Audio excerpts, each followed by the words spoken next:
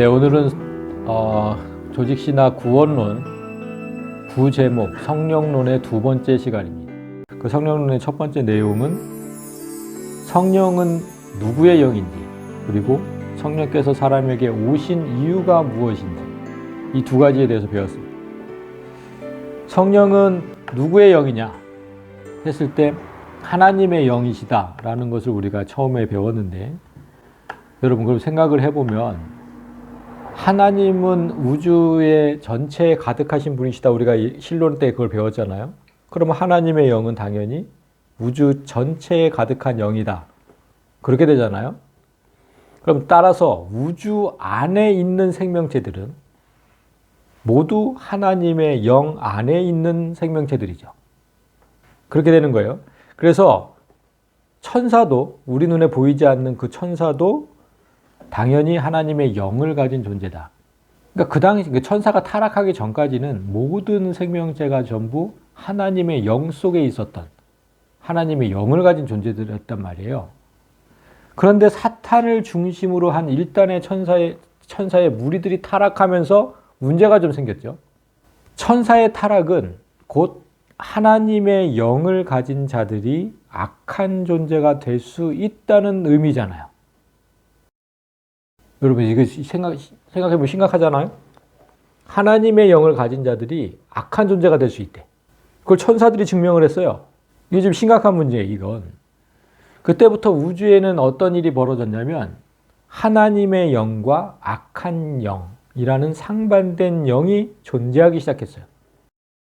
이는 하나님께 대단히 심각한 문제죠. 그러니까 우주 전체가 하나님이시라면 그 하나님 안에 악한 존재가 생긴 거잖아요.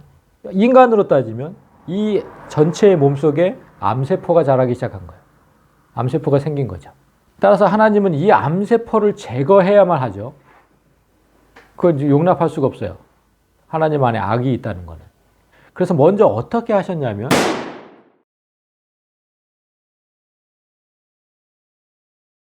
하나님께서 자신의 영과 그 악한 영을 구별하셨다. 일단은 분리시키셨다. 그거부터 하신 거예요. 그거부터.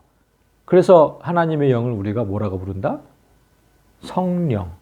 네, 거룩한 영. 거룩은 구별된다, 이런 뜻이니까. 따라서 성령이라는 단어는 천사의 타락으로 인해서 생긴 개념이에요. 그전에는 성령이라는 말이 없었어요.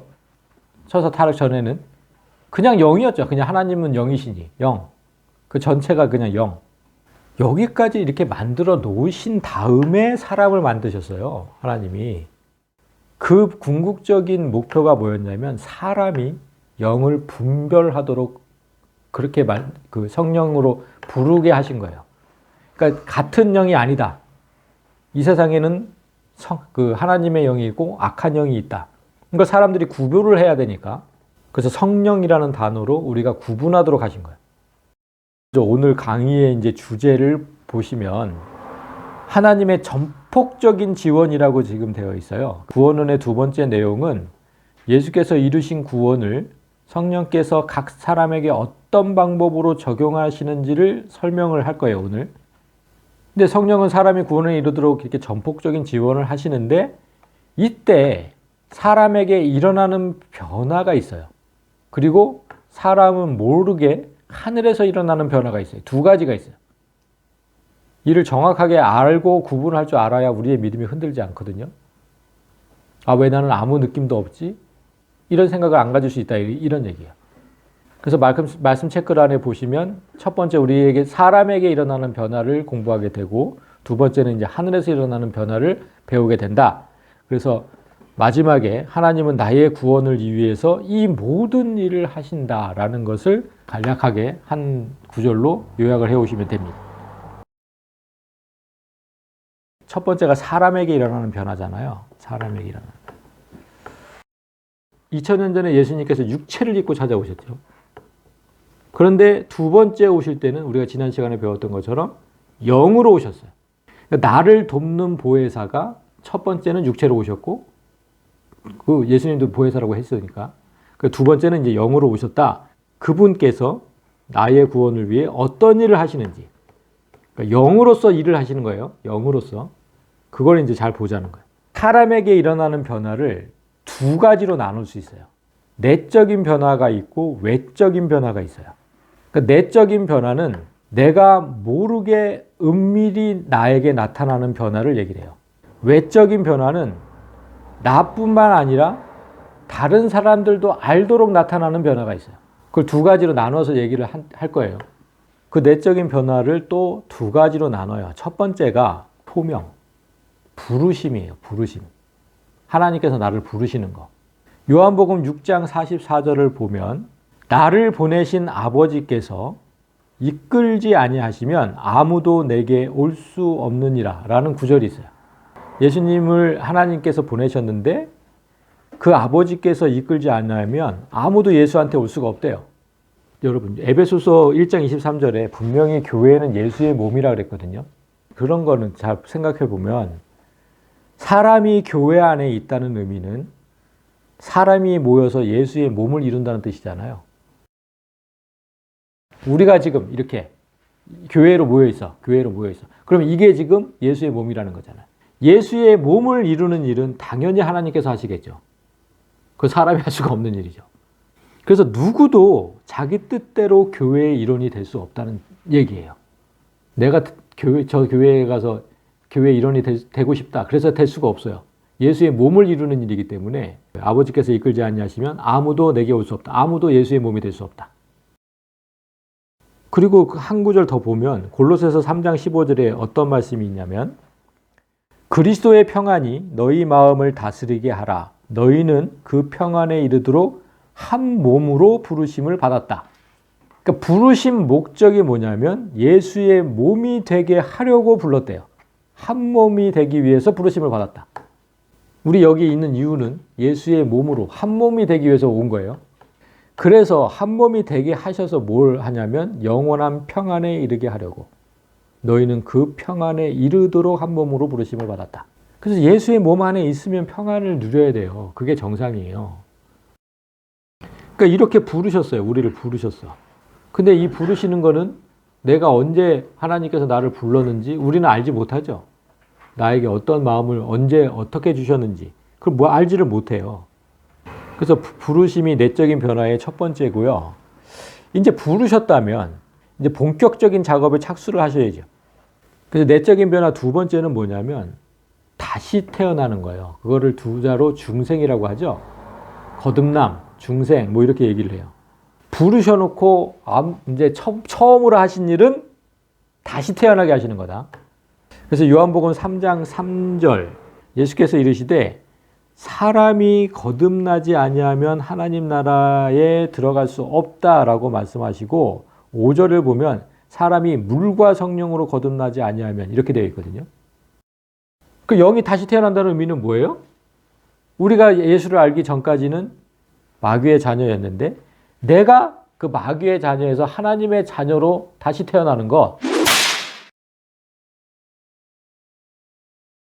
내 영은 지금 이 땅에 살면서 거듭나는데 육체는 언제 거듭나요? 예수님 마지막 오시는 날. 내 육체는 그날 거듭나는 거고 내 영은 지금 이때 이 세상에 살 때 그때 거듭난다. 영부터 거듭나는 거예요. 영부터.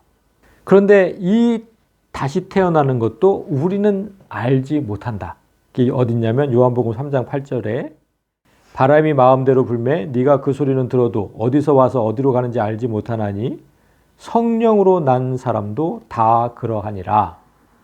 하나님의 자녀로 태어나는 때와 방법은 아무도 몰라요. 어떻게 다시 태어난다는 건지 언제 다시 태어났다는 건지 아무도 몰라요. 바람이 어디서 와서 어디로 가는지 알지 못하는 것처럼. 그러나 그 사람이 하나님의 자녀로 다시 태어났는지는 알 수 있어요. 때와 방법은 알 수 없어요. 근데 저 사람이 다시 태어났는지는 알 수 있어요. 그걸 외적인 변화로 알 수 있거든요. 아까 제가 얘기했듯이 내적인 변화, 외적인 변화가 있다 그랬어요. 내적인 변화는 나도 알지 못하고 아무도 알지 못해. 그러나 외적인 변화는 모두가 알아. 그러니까 당연히 그 외적인 변화를 보면 하나님의 자녀로 다시 태어났는지를 알 수 있겠죠. 그래서 여기까지 두 가지는 일단은 부르심, 그 다음에 다시 태어남, 거듭남, 이 두 가지는 내적인 변화다. 아무도 알 수가 없다. 자, 그러면 이제 두 번째로 그 외적인 변화를 볼 거예요. 그 첫 번째가 뭐냐면 회개예요, 회개. 죄를 뉘우치는 마음을 주세요. 사도행전 2장 38절을 보시면 베드로가 이르되 너희가 회개하여 각각 예수 그리스도의 이름으로 세례를 받고 죄 사함을 받으라. 그러니까 회개의 첫 번째 의미는 내 마음을 바꾸는 거예요. 예수 그리스도를 거부하던 마음에서 받아들이는 마음으로 바꾸는 것. 그러니까 여러분이 여기 앉아 있다는 의미는 일단 이 마음, 이 회개의 마음이 있었던 거예요. 우리가 일반적으로 알고 있는 건 막 내 죄를 막 그냥 막 깨닫고 울고 막 이러고 그거 외에 전에 제일 중요한 회개는 이거예요. 예수 그리스도를 마음으로 받아들이는 거. 여러분은 이 회개를 해서 여기 앉아 있다. 이걸 이제 기억하시고 그 다음에 이제 우리가 일반적으로 아는 회개가 나와요. 고린도 후서 7장 10절에 보면 하나님의 뜻대로 하는 슬픔은 회개를 이루어 다시 돌이킬 수 없는 구원에 이르게 하거니와. 회개의 두 번째 의미는 내 사고방식을 바꾸는 거예요. 지금 여기 이 구절에서 뭐라 했냐면 하나님의 뜻대로 하는 슬픔이라고 그랬거든요. 이전까지는 내가 그렇게 살던 것을 악한 것인지 모르고 살았어요. 그냥 아무 생각 없이 살았어. 내가 그렇게 사는 게. 그런데 하나님께서 이 회개의 마음을 주시면 그런 것들이 너무나 악한 거였구나를 깨닫게 되고 그런 삶을 슬퍼하게 된다. 여기서 또 한 가지 우리가 알 수 있는 건 회개하는 마음은 스스로 가질 수 없다는 거예요. 하나님께서 주셔야 돼요. 지금 그렇게 돼 있잖아요. 하나님의 뜻대로 하는 슬픔이라고. 아무나 할 수 있는 게 아니에요. 이것도 하나님께서 주셔야만 할 수 있는 마음이다. 사도행전 11장 18절을 보면 하나님께서 이방인에게도 생명을 얻는 회개를 주셨도다. 이런 구절이 있어요. 그러니까 회개는 분명히 하나님께서 주신 것이다. 이 회개조차도 사람이 하고 싶어서 하는 게 아니고 하나님께서 주셔야만 할 수 있는 겁니다.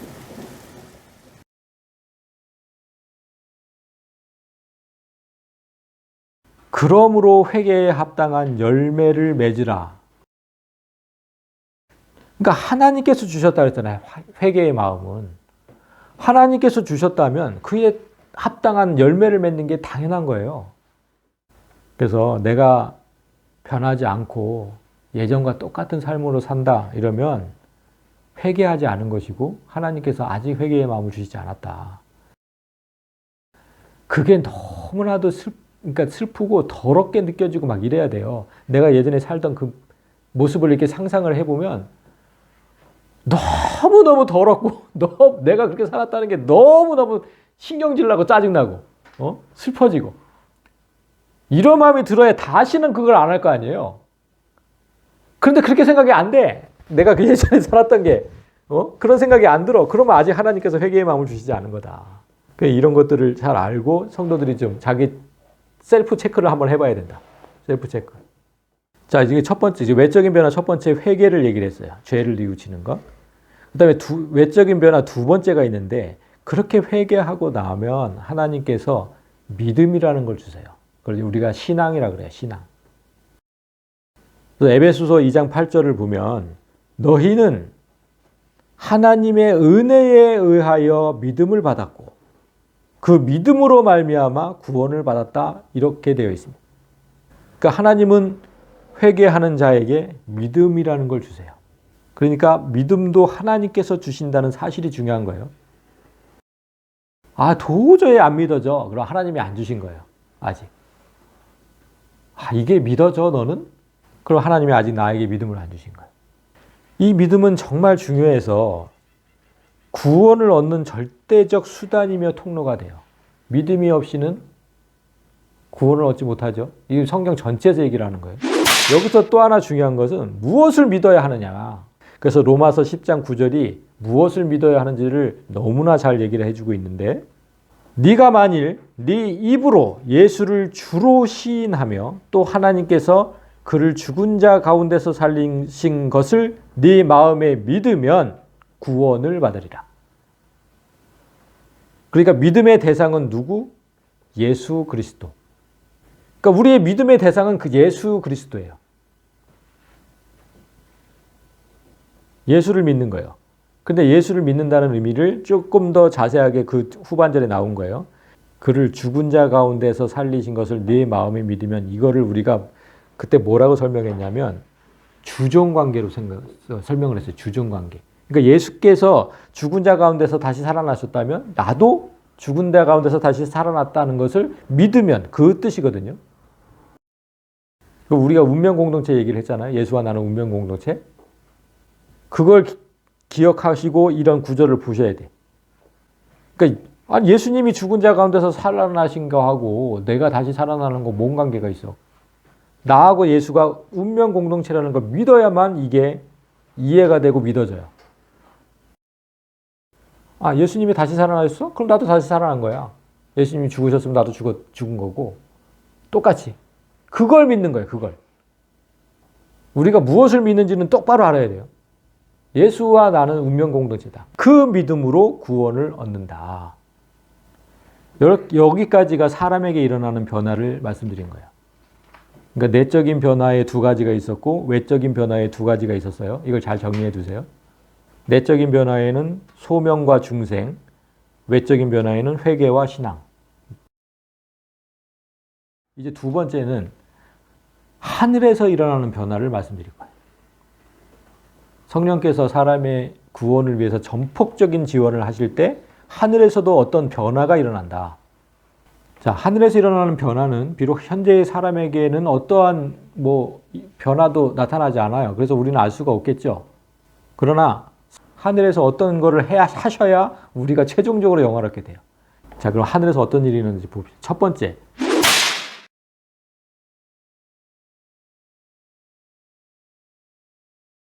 우리가 법정에서 그 판사가 땅땅땅 하는 것처럼 그 법정적 판결을 지금 하나님께서 두 가지를 하실 거예요.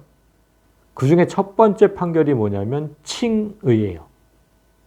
의인으로 판결한다. 땅땅땅.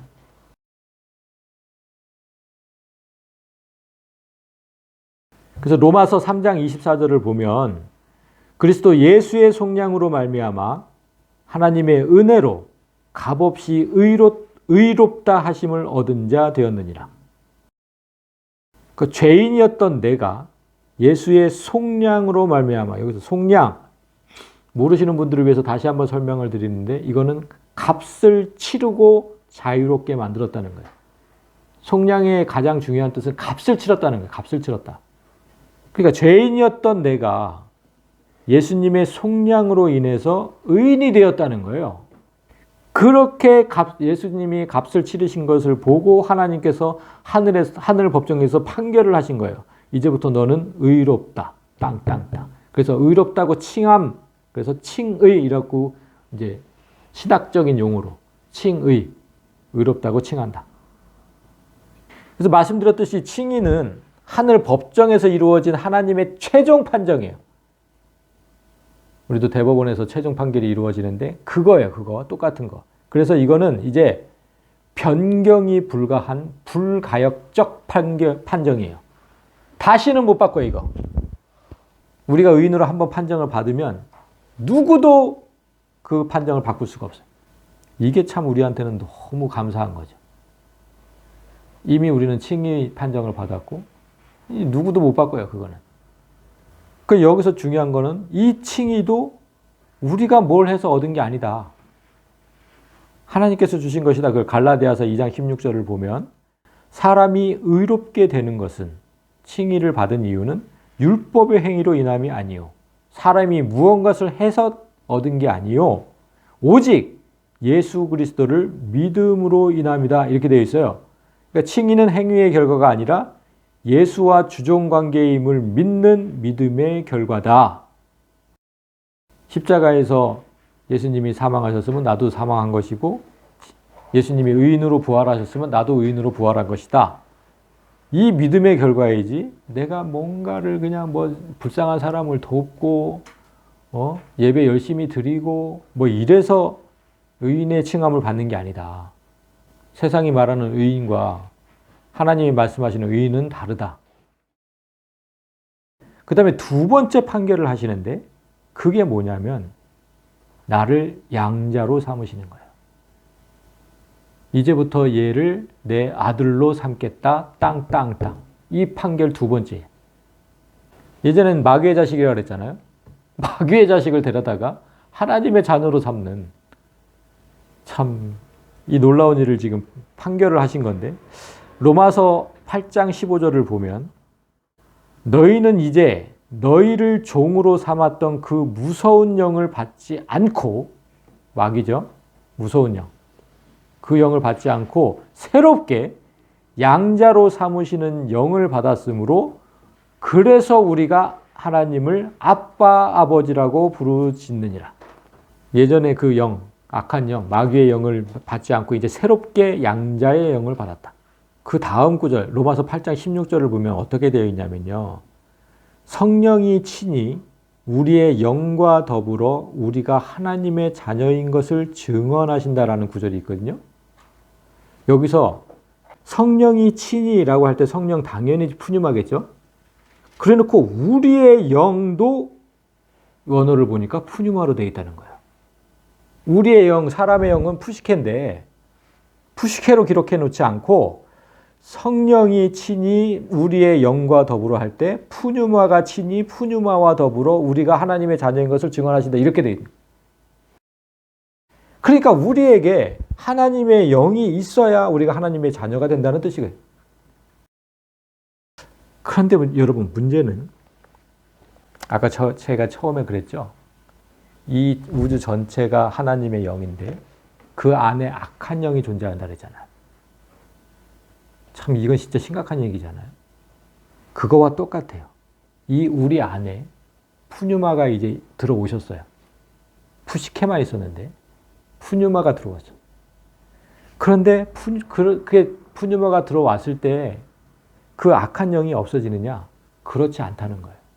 공존해요. 지금 이 우주 가운데 하나님의 영과 악한 영이 공존하듯이 내 안에도 하나님의 영과 악한 영이 공존해요. 이 사실을 아셔야 돼요. 단지 내 안에 하나님께서 들어오셨을 때 나를 하나님의 자녀로 선포하셨을 뿐이에요. 그냥 악한 영만 있었는데 하나님의 영이 딱 들어와서 이제부터 얘는 내 거야 라고 이제 얘기를 하신 거예요. 아 그러면 마귀 입장에서는 어떻겠어요? 열받죠? 아, 얘 내 건데 갑자기 하나님이 들어오셔가지고 이제 얘 내 거야 이렇게 얘기를 하니까 그런 게 어딨어요 그러는 거지. 그런 게 어딨어요? 이거 내 건데 얘 내 건데 그걸 이제 푸시케의 도전이라고 이제 얘기를 하는 거예요.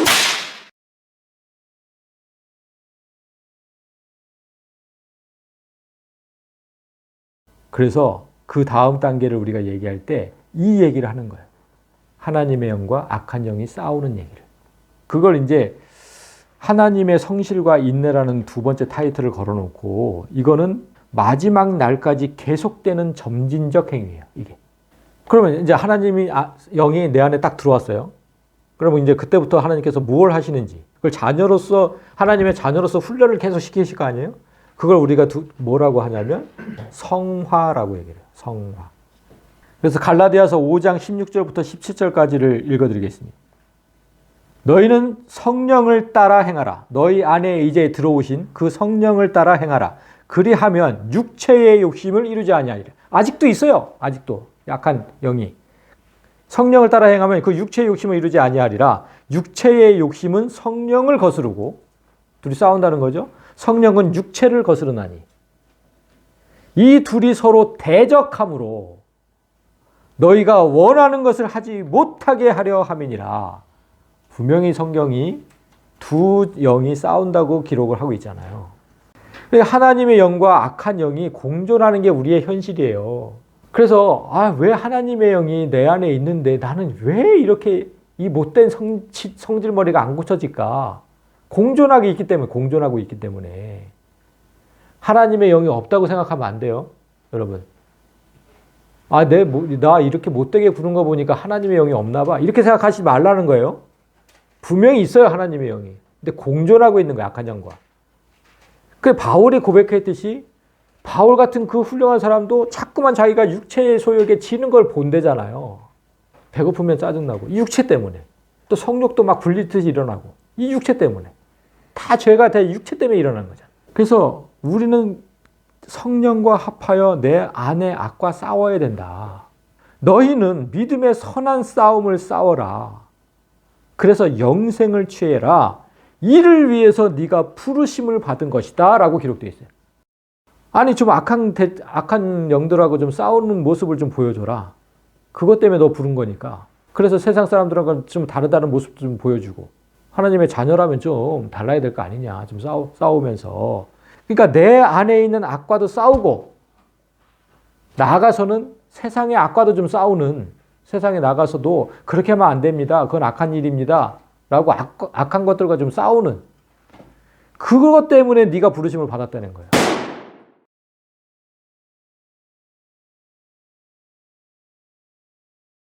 너희가 죄와 싸우기는 싸우고 있어. 지금 말씀하신 대로 그 악한 영과 싸우기는 싸우고는 있어. 근데 아직 피 흘리기까지는 싸우지 않았대요. 그러니까 싸우는 것도 대충 싸우지 말라는 거예요. 너 죽고 나 죽자 피 터지도록 싸우라는 거예요. 피 터지도록. 아니 맨날 대충 싸워놓고 안 돼요 안 돼요 하지 말고.